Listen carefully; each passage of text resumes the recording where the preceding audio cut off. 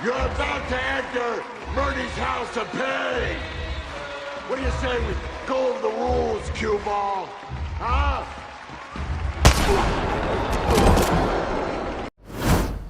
What's up, everybody? Welcome to the only solo queue guide you will ever need for ranked.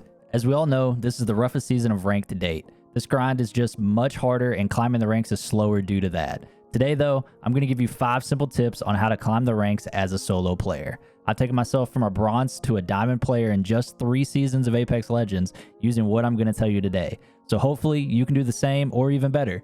With that being said, let's hop into it. Tip number 1, even as a solo, communication is key. There are plenty of times when your team is obviously not communicating. If this is the case, then normally random teammates will gladly allow you to assert yourself as an IGL or the in-game leader. Do not be toxic though. Try to be supportive of your teammates and do your best to communicate everything you're doing as well as what they should be looking to do as well. Some randoms do tenfold better when having somebody lead the team. Let it be you that is that leader. On the other hand, is the team you're playing rocking the same clan tag and obviously a duo, then just do your best to play off their actions and be a good overall teammate. Communicate via voice as much as possible, or if you just don't want to talk to strangers or don't have a mic, then that's okay as well. Ping anything and everything though. Ping weapons, ammo, shields, everything possible. The worst your teammates can do is ignore it, but at least you're trying to help, and more often than not, it'll help them get kitted up and they will appreciate it and return the favor to you. If possible, you can even use the ping system that is already integrated into Apex. Alert when you see enemies, mark when you want to protect and stay somewhere, or where you're rotating to. Apex has a fairly good ping system in place, so however you do it, make sure to use communication of some form to your advantage. Tip number 2, be a mobile legend or anybody that has an easy get out ability. This is normally going to be somebody like Wraith, Pathfinder, Valkyrie, Octane, Bangalore, Ash, or even Horizon. While these characters can be great fraggers to push into fights, they are equally tremendous at helping you and your team get out of sticky situations. They can allow your team to rotate easier and get reset if things happen to go wrong. These legends also give you the ability to play as a solo if you manage to escape a fight where your teammates are eliminated. These legends and their abilities will help you take less damage when you're focused due to their evasiveness, avoid enemy teams entirely, or even get into some cheeky rat spots if needed. Tip number 3, rely on your team, but not too much. Do not be afraid to veer off or play back from your team if you know something is going to be a bad idea. This can be like landing somewhere hot with 5 other teams compared to the little POI next door with nobody there. That place would allow you to actually get loot and then run in to clean things up with an effective third party.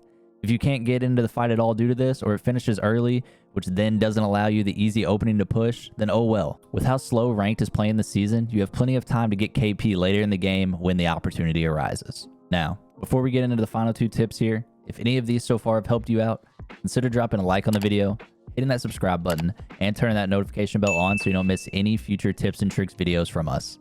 Also, feel free to leave any tips of your own in the comment section. Okay, sorry, just had to plug myself real quick. Now let's get back into it. Tip number 4, try your best to only third party.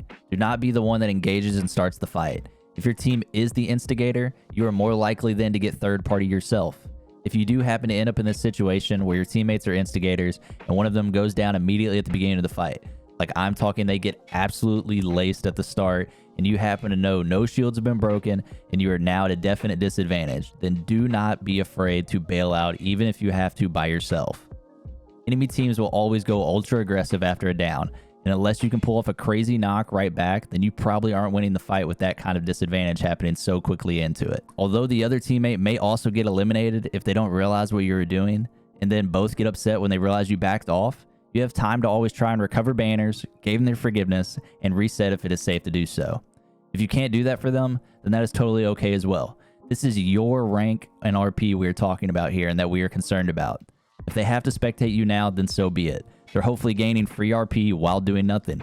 So in short, live to see another fight, live to see another placement, do whatever you have to do to survive and recover as much RP as you can for yourself and your teammates. Tip number 5. Now, if it ends up being just you, do not be embarrassed to rat. You are now a 1v3 and at a complete disadvantage when it comes to any fight. I'm sorry, but you're not Imperial Hal, It's Timmy, Skittlecakes, or even Jason Bourne.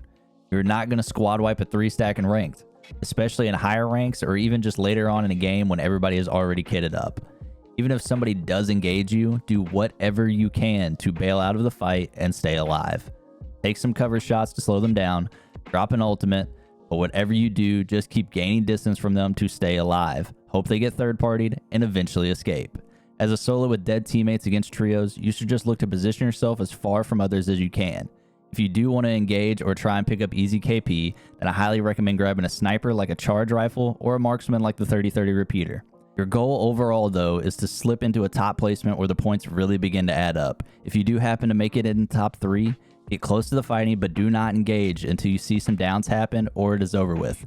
I've personally won many games as solo just by successfully being in time to third party the final fight as soon as it is finished, prior to the enemy teams healing up or pulling off revives to reset. That's it. That is the completion of the ultimate solo queue guide for this new ranking system. Best of luck using this in your journey to rank up. Maybe I'll see you out there. And if not, hopefully you're subscribed with that notification bell on so that I can see you for our next tips and tricks style video. Okay, that's all I got for you. Peace.